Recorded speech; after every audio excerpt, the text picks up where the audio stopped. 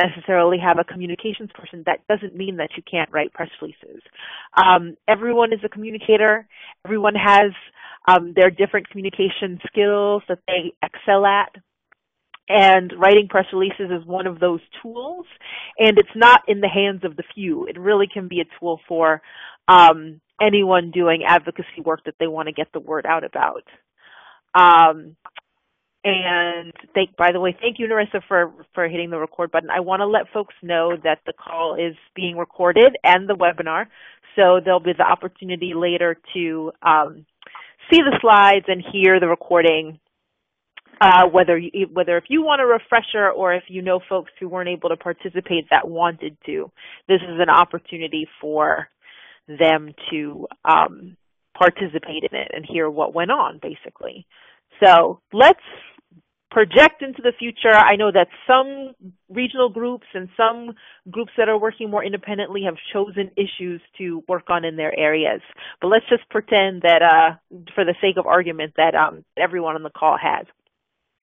I wanted to run through these different components or different parts of planning a communication strategy. You've probably seen these before if you've been on other campaign planning webinars. But basically, the questions you want to ask as a group when you're planning a campaign, a communication strategy for your campaign, are who do we want to know about our campaign? Hey, welcome. If you could get on mute yourself. By either hitting the mute button on your phone or pressing *6. That would be great, because I'm hearing a lot of background noise. Okay, perfect, got quiet. Welcome everybody. So now we want to think about who we want to know about the issue we're working on, what we want to say, that's developing those messages that are going to support our campaign, how do we want to say it, and then, of course, when we plan to say it. So I always just want to start with those points. And really, the press release piece is thinking about, not only who we want to speak to, but how we want to deliver the message. What are we going to send these people that we've sort of gathered a list of media. This was an earlier webinar that we did, and actually when I send the recording for this one, I'll resend the slides as a refresher. But we talked about building a media list. We talked about thinking about who at local newspapers or local radio stations we would want to tell about the issues we're working on. A press release can be a piece that we send to those media lists. So now that you've got this list, let's talk about what to do with it in terms of the materials to develop and the pieces to make to get the word out, and as a key tool also in building those relationships with media. Press releases can definitely play a role there. And I'm going to turn it over to, I'll go to the next slide for you, Narissa, if you want to just talk a little bit about audience. Thank you. So one of the things I also want to point out about the webinar is we are recording it so that you all can use this as a tool for your own work later on. And both Olivia and I really hope you'll take some of these tools and implement them in your own advocacy work. So an audience. An audience is anyone you communicate with in the same way that you talk to your family differently than you talk to your colleagues. When preparing to communicate, it's important to think about who you're communicating with. Why does this person care about what I have to say? Think about how you can tailor your message to be able to reach your audience. In the case of a policy maker or some other decision maker, they care about how the story affects their constituents. And the media cares about how it can help them sell a story, get on the front page, get a good byline. So when you're writing your piece, try to adapt your story to help them see how it's important to them and not just to you. And we have Barb here. Where is this photo from, Olivia? That's a great picture. Isn't that a great picture? I once knew where it came from. I'm actually not sure where she is there. Maybe the Colorado State House. I'm not 100% sure. Or maybe it's the UN. There are a lot of there are a lot of international flags behind her. But I'm not sure where that comes from.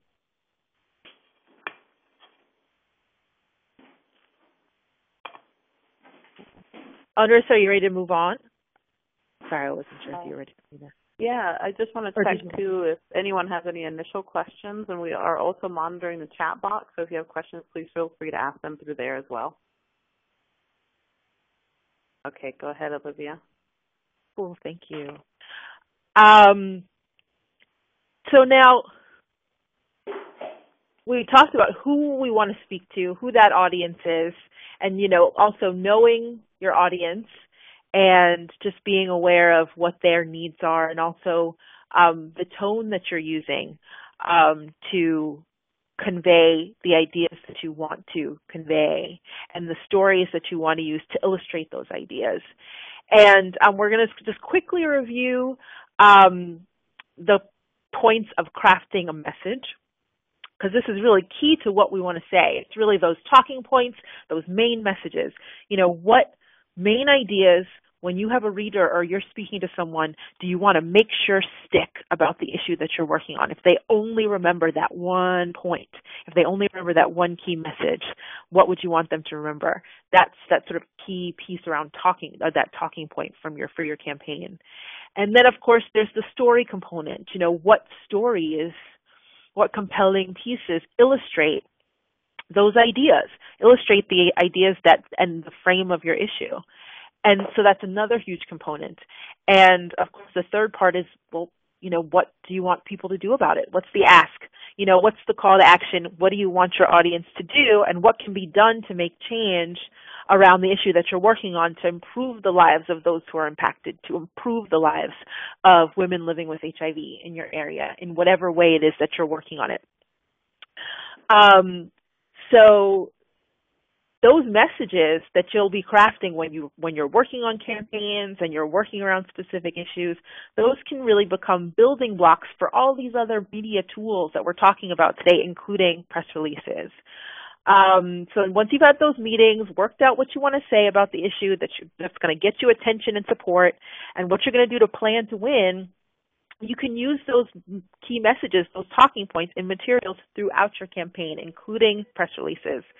And also those story parts can even become the parts that have to do with the person's individual story that's connected to that larger issue, can become quotes from individuals for your press releases too.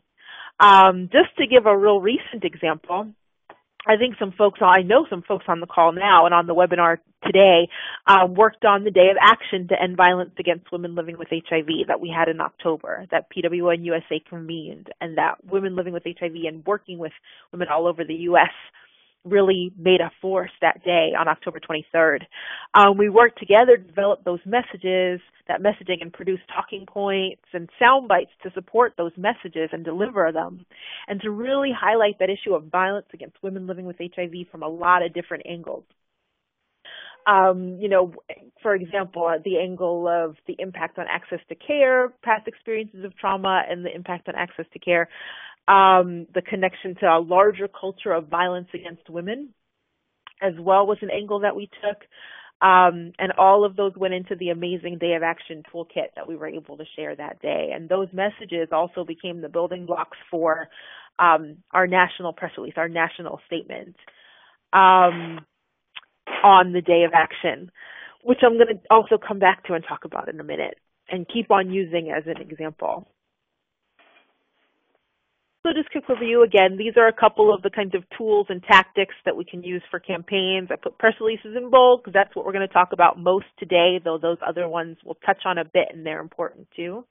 And always an important reminder that in putting together and crafting these messages and writing these press releases, stay true to your values and your vision. I mean, that's the driving force of what you're doing, and that can be reflected in these materials that you're creating as well.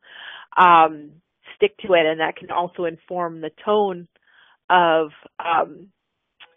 what you are conveying and the ideas that you want to get across to change the hearts and the minds of folks in your community.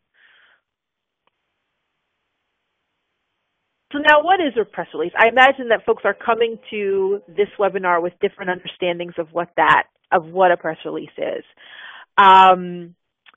You know, writing these statements for these press releases, it's one key way to communicate those wants, needs, those ideas, and those demands not only to members of your community, but to members of the media as well, around the campaigns, the issues, and the events that you're working on as well.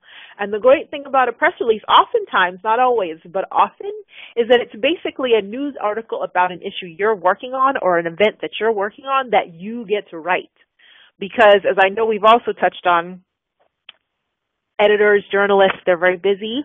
Oftentimes when they receive a press release and say, oh, you know what, I think we will cover this in our publication, they'll copy it. I mean, they will really print it more or less word for word, or maybe they'll summarize it or paraphrase it. But they may produce it, put it out in their publication or on their website exactly as you've written it or very close. So it's a really good idea, and it's very, very important to write that press release exactly the way you would want to see your story portrayed in the news. This is your opportunity to frame this story, frame this issue, and frame or this event, whatever you want to get wider coverage for. This is your opportunity to say it how you'd want to say it, because oftentimes the media outlets are just going to take that piece and they're going to run it as it came to them or very close. So, for example, I hope everyone can see the slides. As I mentioned earlier, I was mentioning the Day of Action to End Violence Against Women with HIV as an example of a recent kind of event that we did, and we had a press release. This is just the left side image is basically just it's a reproduction of the top of our press release. And if you see on the right, that's a piece of coverage we got on a news website called The Edge. And the editor took our press release basically, which included a lot of quotes from women living with HIV, a lot of quotes from women affected by this issue, including some who I think are on the call. Thank you very much again for contributing those amazing quotes at that time. And that story on The Edge ran with those quotes, and it was basically, their story was a summary of the press release that we sent out. So keep that image in mind, because I'm going to keep coming back to this example in terms of the Day of Action press release as an example. But again, just make sure that those press releases, when you put them out, they talk about your issue exactly how you want it to appear, because the next day or the day you send it, you may see it in a publication looking just like how you sent it or very close. So let's break it down, basically. What are the elements of a standard press release? I'm going to turn it over to Narissa to talk that out a little bit more.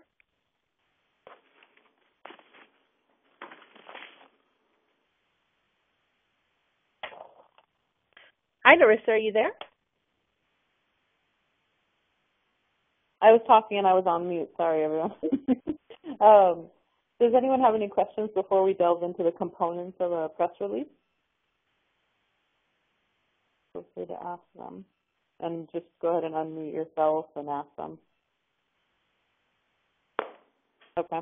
If not, we'll keep going. Feel free to jump in if you do have questions, though. So in these next few slides, we're going to go over the components of a press release and really break down what you should have, like what your outline should look like when you're writing a press release. So as Olivia had stated before, we want to keep the length down to 1 or 2 pages. You're going to have a headline and a subheading. For the headline, it's a really good opportunity to use one of your most compelling sound bites if that sound bite illustrates a key aspect of your campaign or goal. Your subheading is a more detailed explanation of your headline. It can be helpful to think of your subheading as a signpost and see it as a preview, giving the readers a preview of what is to come in your press release. So, for instance, with our Day of Action to End Violence Against Women with HIV in October, our headline was to break the culture of violence against women with HIV and all women. And we really want to focus on the systemic cultural environment that subjects women living with HIV to violence. And so that's why we really it was key for us to include breaking the culture in our headline. And then with our subheading, we explained, okay, we know we want to break the culture, but, what does that really mean? So then we said we're doing these events on October 23rd. We're memorializing this day. We're holding rallies and records raising, and then that shows the reader this is what's to come in the article.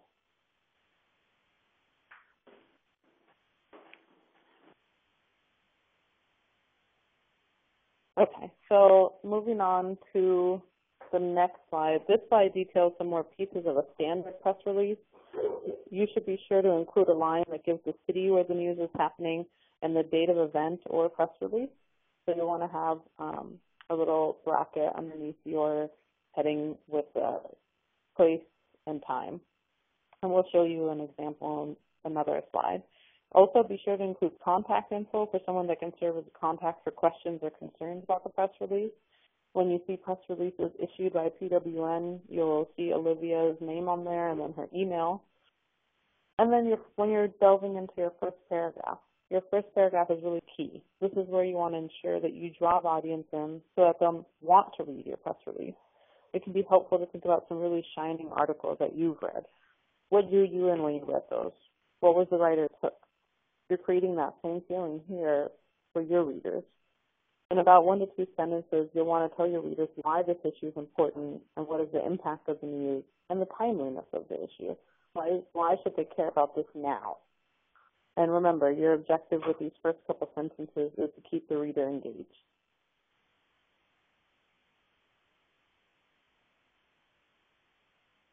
So here's an example of some the components that I just talked about when we applied them to the Day of Action to End Violence Against Women Living with HIV on October 23rd. This was a national event, so there was no specific city listed, but the city would usually go right next to the date. Notice Olivia's contact info there in the first sentence. We really wanted to hook readers in, so we highlighted our society's cultural violence against women with HIV. So you wrote, it's part of violence against women with HIV is part of a larger context and culture that has been normalized and accepted, and we're saying enough. And so those 2 sentences are really meant to draw the reader in. Then I'll switch it back over to Olivia. Yeah, thank you so much. I'm just going to ask folks again to mute your phones if you're not speaking. And we'll have a chance in the next few minutes to unmute for questions or have you unmute yourselves for questions, but definitely mute now. And thank you, Narissa, so much for unpacking some of those first initial, really the key points and the key components of that press release, because that's the first thing that a reader is going to see. I mean, and that's the first thing that a journalist, when they open their email, is going to see. They're going to see that headline. They're going to say, oh, what's the hook? You know, how is this issue connected to larger issues that are important to my readers? So thank you so much for unpacking that, the headline, subhead, and then that news hook, that sharing how this issue connects to even larger community concerns and larger structural concerns too. And thank you again for bringing that piece up, Narissa, around that really important framing. It's important for PWN USA as well. When we talk about issues and when we tell stories and share facts, they're really to illustrate that so many issues affecting our communities and affecting women living with HIV are the results and symptoms of structural inequity, structural inequality, and injustice. And we have opportunities when we share these stories through press releases to really, really unpack why and share details and share quotes from people who can illustrate and share how this issue impacts a large number of people. So just moving on to the second section of a press release.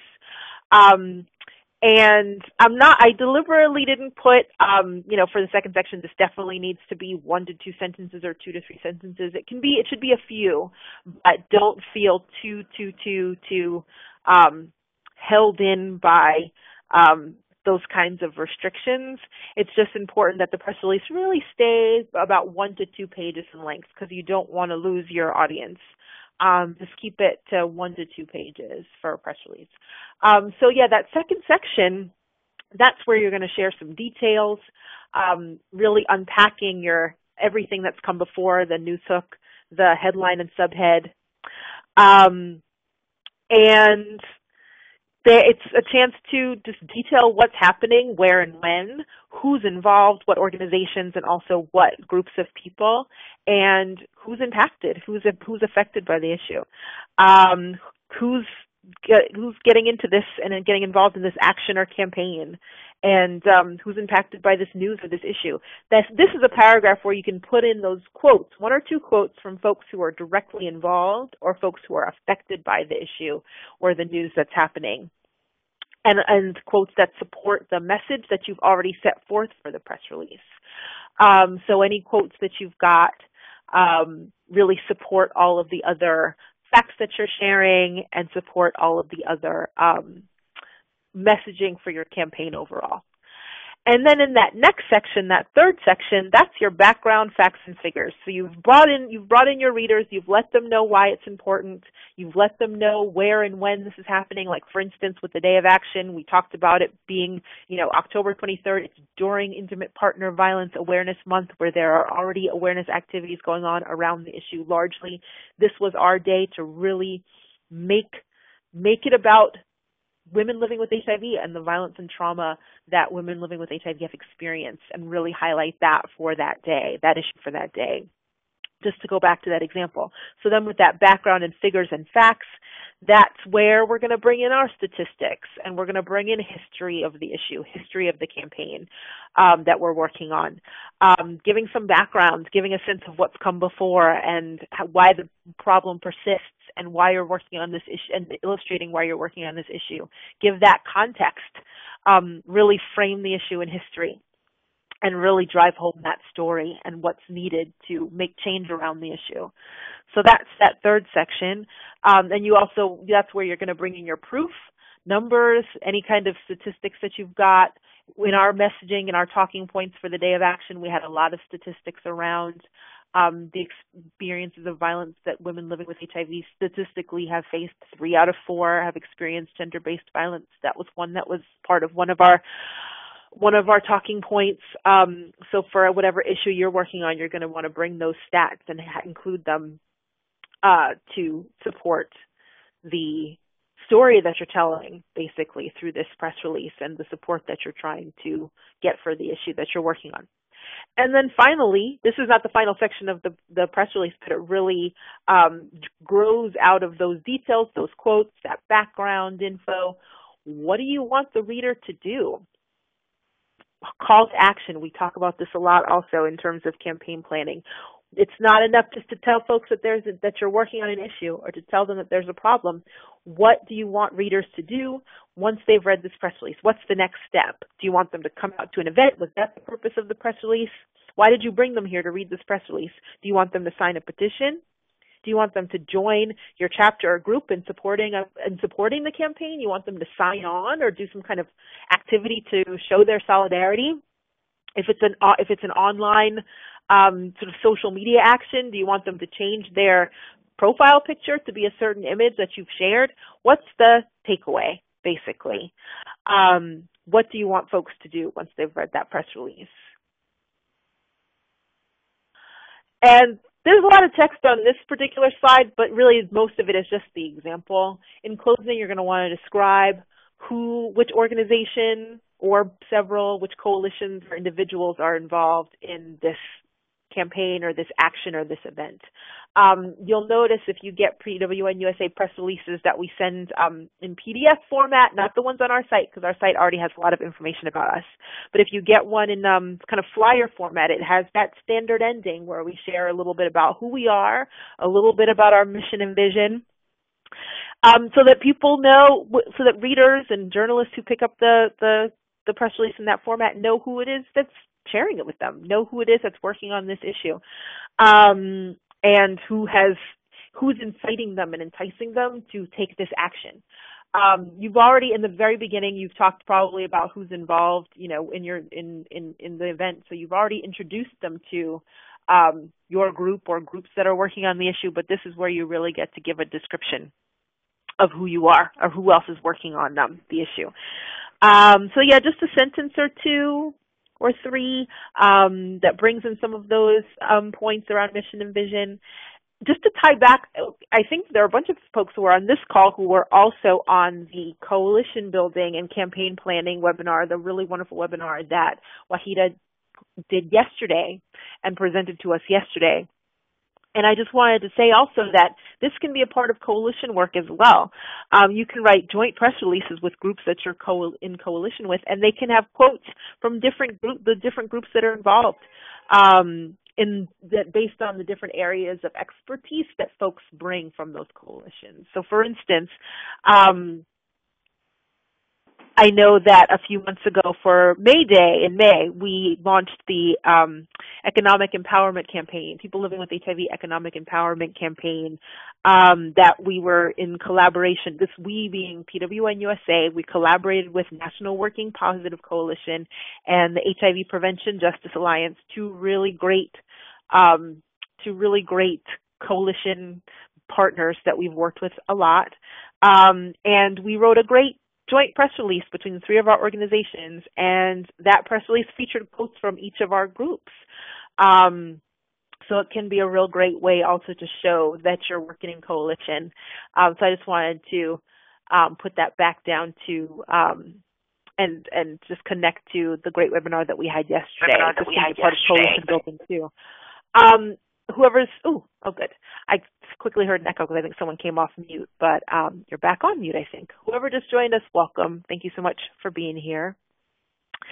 In just a second, we're going to open it up for questions, see if there have been any in the chat box. But now that we've gone through all the elements of this standard press release, I just want to stamp it with a reminder. I just want you all to remember, once you've written these press releases, you're sending them to that media list you've built. When you send a journalist or an editor that press release, you are not asking for a favor. You're giving them news. Your issue is news, and you're helping them to do their job, and that's to report news that's compelling, news that's important to the folks who read their publication, who come to their website, who go to their radio show, listen to their radio show. You are helping them to do their job. So just keep that in mind when you're sharing this information. And also an additional reminder always to spell check, edit your press release. It's a piece of writing. Make sure that things are spelled correctly so that they'll be clear, so that the issue that you're working on is clear to those that you're trying to communicate with. It's always a good idea to have at least one or two more people read over your press release. So once it's done, just get it. When you get it out to your press list, get it out to the community. Remember, you are not doing anyone a favor by doing this. You are helping the journalists do their job, and you're really spreading vital, important news to your community. So just always want folks to keep that in mind as you do this kind of work. So at this point, I'm going to ask if there are any questions. If folks want to come off mute and ask a question, or you can ask it in the chat box. Have there been any questions in the chat box that I might have missed? I just have a question. How long does the press release need to be? And I just want to go ahead, Olivia. Was there another question, or just the length question? Just that one. Mm-hmm. Just that one. Yeah. Good idea to keep it between 1 and 2 pages in length. Or actually, it can be fewer than 1 page or less than 1 page. It doesn't have to be a full page. Sometimes it's really powerful to convey, some facts, quotes, a message, and who's involved in less than a page. It doesn't have to be a full page, but really try to keep it down to less than 2. And it can be tough because we have a lot to say about the issues that we're working on. But a rule of thumb is really to just keep it below 2, and if possible below 1 page. So basically, if you write a press release and you get done and you've said everything that you need to say and it's not quite 1 page, it's like a half page, that's okay. That's fine. It doesn't have to be long. So take that as a guideline, really to stay below, not necessarily to feel like you have to be pressed to have it be a page, if that makes any sense. Are there any other questions?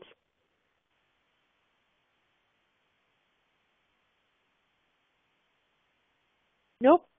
Well, definitely feel free to put questions in the chat box or we'll ask again in a few minutes if there are any questions, and you can come off mute and ask those questions. But at this point, I know that there have been folks have asked me, and there have been sort of different terms for different kinds of media tools that have been talked about and shared. So we're just going to run through and talk a little bit about some other media tools for reaching out to media, or tools for creating our own media. So that's just a kind of a list of some key ones. There's media advisories, there's press statements, media availability statements, letters to the editor, which I'm sure folks have heard of, and op-eds, and of course, blog entries. You'll see why that's bold in a little bit. But again, the messaging, those talking points for your campaign can also be building blocks in creating these key tools, which are each a little different from a press release. They have different levels of difference from a press release. Some are shorter, some have different purposes, and the differences can be a little bit subtle. So I just wanted to take a few minutes to really describe what these different tools are and what they do. And Narissa is going to come in and talk about some of them as well. So first, media advisories. I want to give a shout to Philly, PWN USA Philly chapter, which I know produced and really pushed out a media advisory for the amazing event that they did, or had planned to do, did some amazing planning for doing around the Day of Action. And that media advisory ended up being a really great template and a really great example for other folks who were doing events in their areas. So shout out again to PWN USA Philly for producing that media advisory, which is basically just the facts, ma'am, as they say. It really lists just who, what, when, where, how, and also why, how and why of an event, particularly an event that's going to have some visual elements. It can be good for an action that's going to have a lot of signs, be using props. That was the case for the rally and vigil that PWN USA Philly was doing, because that's going to draw journalists in to come take photos, cover the event. So really it's basically an invitation, letting them know just where the thing is going to happen, when a publication's not necessarily going to print that just as it comes, because it's a little simpler than a press release. It's not going to have tons of statistics. It may have a quote, but it's going to be a lot more straightforward. And it's not necessarily a simulated news article. It's basically an invite saying, this is what's going to happen, this is what we're going to do, this is why, and this is who's going to be speaking, and you send it out to your press list to let them know that the event is happening, basically. So just the facts, ma'am, on the media advisory piece. So it's kind of a scaled down from a press release, from a full press release. So just to unpack that. This is an image that we've been seeing a lot. I just pulled this out because one of the most recent press statements that PWN USA did, and again, it was a brief one, was around the failure of the Ferguson grand jury to indict the cop who gunned down Michael Brown. The streets, social media, I'm sure everyone knows, really exploded with these calls of Black Lives Matter. And that's a really deeply felt issue for PWN USA. We feel we not even are in solidarity with folks in Ferguson, but really their issues are our own as well. So it was really a good opportunity to respond to that news, respond to that breaking news. So I just wanted to give that as an example. We've also, when important news happens in HIV, if it's sort of a media-related happening, y'all may remember a few months ago when Donald Sterling, the sort of disgraced Clippers former owner, made some really stigmatizing, just violent comments about Magic Johnson and people living with HIV. We responded to that. We wrote a statement about that. When CDC released its first ever guidelines for an HIV prevention pill, we wrote about what that means for women potentially, about it being PrEP, as it's called, or pre-exposure prophylaxis, being a tool that is that's individual controlled or can be women controlled. It can be part of prevention justice, which is one of the issues we work on. So it was really important breaking news for us to write a press statement about. And with a press statement where we're basically responding to some kind of breaking news, or you and your group are responding to some kind of local breaking news with a press statement, that's the purpose of that press statement is not necessarily to say, call us now. We're the number one experts on this issue. That's not the purpose necessarily. There may be others in your area that are working more closely on that particular issue, but it is showing your group's connection to and perspective on the issue that's happening in the news. It can be an opportunity to show solidarity with the action that's being taken, and to really show your community and your press list as well the scope of your work and the connection between your work and intersectional issues. So just wanted to talk a little bit about the purposes of those kinds of press statements. And moving right along, when you do want to position yourself as an expert on an issue, that would be a time or individuals from your group as experts on a particular issue that are available to speak on an issue. That's when you might want to put out a very brief media availability statement. This is a brief statement on some kind of local news or some kind of breaking news or current event that's coming up, letting the media know, letting the press know that you in your group have an expert opinion available or several expert speakers available for interviews on that event. It can be really brief. Again, all these tools take time to produce. This is the kind that takes a little bit less time, and it's a good way to piggyback off of some news that's happening. For example, if there's an HIV criminalization case in the news in your area, and that's an issue that your group works on or that you've worked on, and you've got folks that are knowledgeable about it, you can send out that media availability statement saying, this is an issue that's going on. We've been watching it. So-and-so, 2 people, you can name a couple people with their contact information, are available for interviews on this angle of this particular issue. So you can send out that statement saying you've got a chosen spokesperson who's got expertise around HIV criminalization. It's a way to tie your issue and your story to the news, and it doesn't take a ton of resources just to get that out. A little bit on letters to the editor. These are brief letters. I'm sure that you've seen them in publications, in newspapers that you've read or that you read, in magazines as well in the beginning. Or just on the letters to the editor page. They're brief letters. They're stating an opinion and a response to a particular piece of news or article, and they're quick. This is going to be a response to a recent happening in the news, a recent article specifically in that publication that you write to the editor of that publication soon after it's happened, as soon as the day before, as recently as the day before it's issued. So those are the kind that get produced quickly in quick response to a particular piece in a particular newspaper or publication. Welcome, by the way, folks who have come on new. Welcome, Rachel. Hi. I'm so glad to have you, and welcome to everyone else. Anyone else who's come on and said hi in the chat box that I may not have seen, welcome.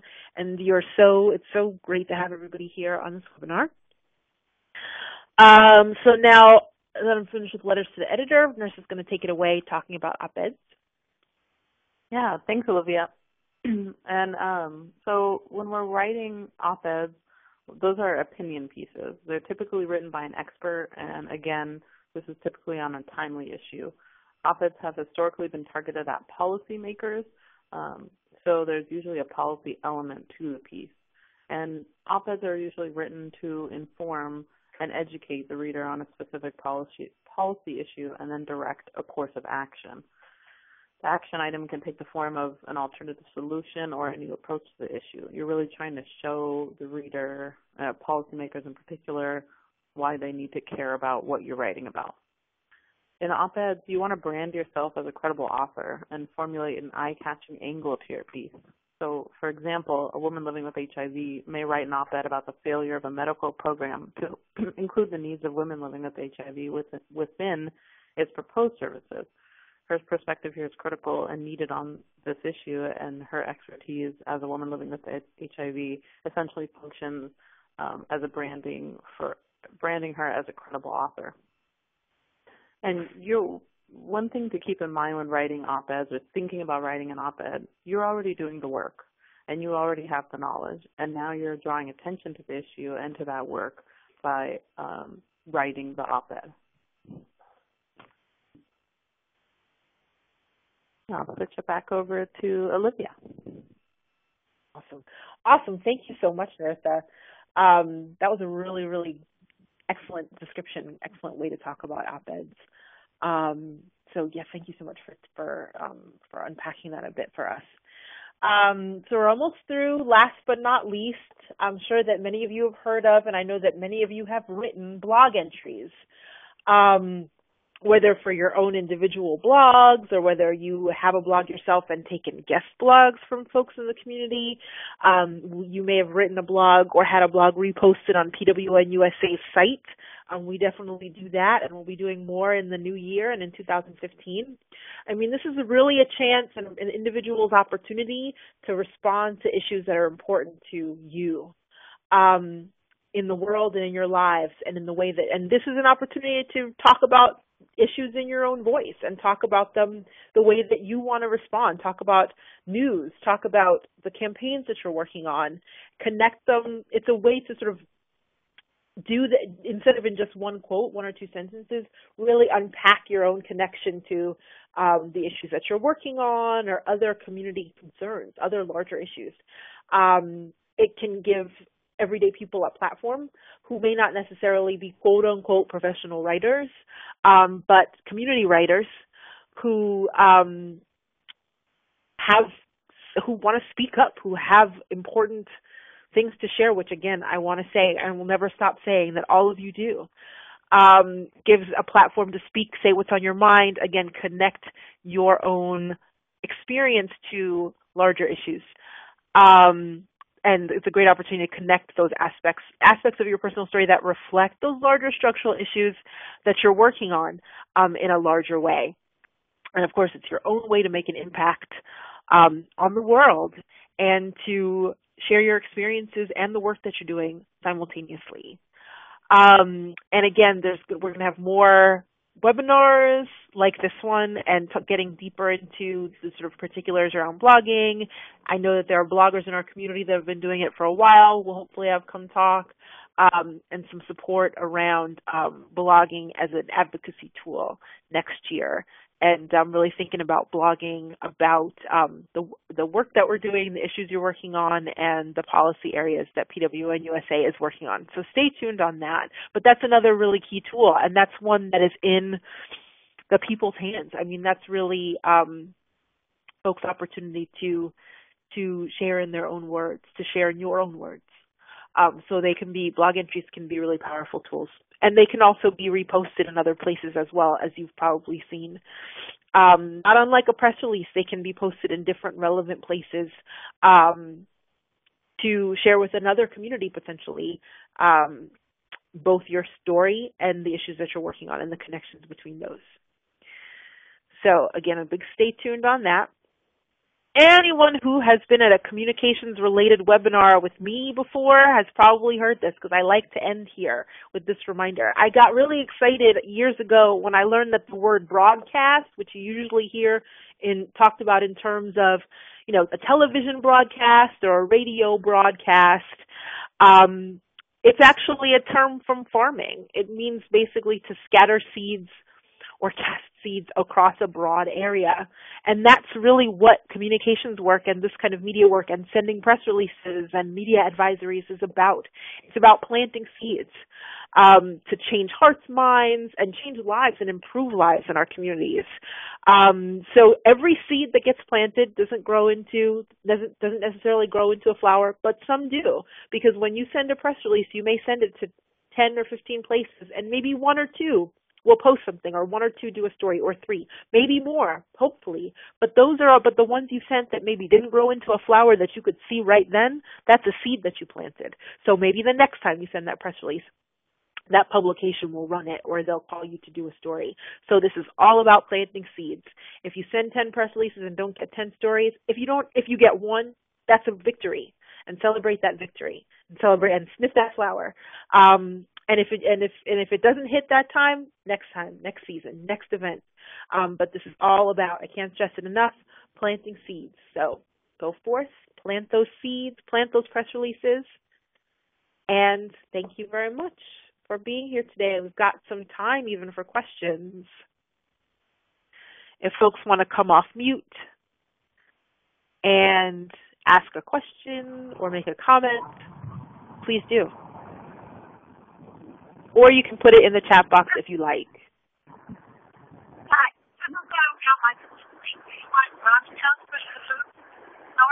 Hello. Hi. But it was very informal. Sally learned what blogging is. Hello? Yes, this is Olga. Hi. Oh, hey, Olga. Can you, it's great to hear from you. I can't hear you very well, though. Maybe can you move the phone closer to your mouth because you sound far away. I really want to hear your question. Go for it.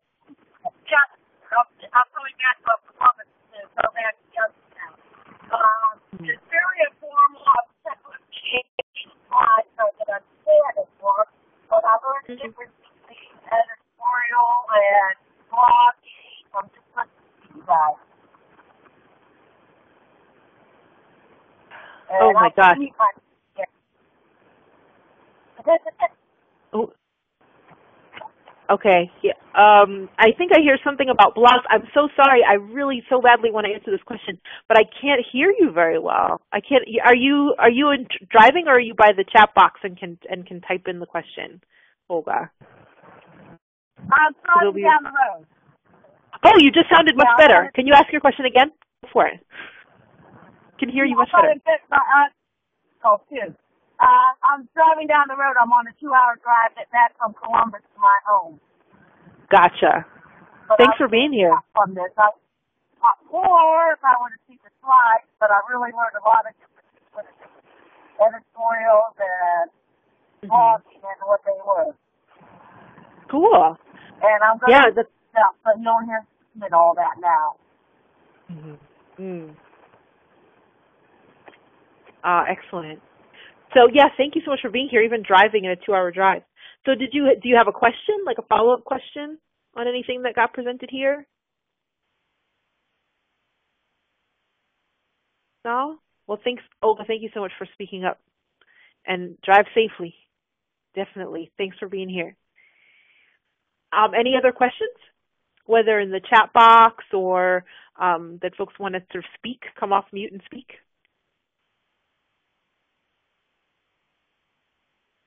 And if folks have individual questions that they don't feel comfortable asking now, they can email either me or Olivia later. Our emails are up here on this last slide. Feel free to email us with questions. Absolutely. Any question, anytime. And also, there's going to be the opportunity to hear the recording again, as Narissa said earlier, and look at the slides and really use this as a resource going forward. I'll also send around just the slides by themselves so that you don't, if you just want to look at them and reference them as opposed to having the recording too. So you'll have both. So these are tools you can use going forward. And we definitely hope that you'll use them, make use of them, and make use of us, the staff, as a resource. Hi, Helen. Oh, thank you so much for being here. I just saw your name in the chat box. Hi, Helen. We have about 1 more minute. I do want to give folks a chance to do the survey. I'm going to put the link to the survey in the chat box, and when this meeting ends, you're going to go to it too. Please definitely fill out the survey. Definitely. We really want to hear your feedback to make these webinars as useful as they possibly can be, and to hear what you're taking away from them. So please definitely do the whole survey. And there's the link right there in the chat box. But again, when I end the meeting, you'll go straight to the page with the survey so you can fill it out right away. So I'm just going to take 5 more seconds. Does anyone want to come off mute for a last question? 5, 4, 3. Well, if there are any questions, you know where to find me, Narissa, The PWN USA staff, we're here for you. Yes, go ahead and write those press releases. Thank you so much, Narissa, and thank you everyone for being here. I'm gonna just have a wonderful day, everyone. And if for anyone I'm not in touch with through the new year, have a wonderful new year. Season's greetings. Happy holidays. Much love. And it's really an honor to work with you. It's such an honor to work with you. Thanks for being here today. I'm going to end the meeting, and you're going to go to the survey. All right. Thank you. Bye, everyone.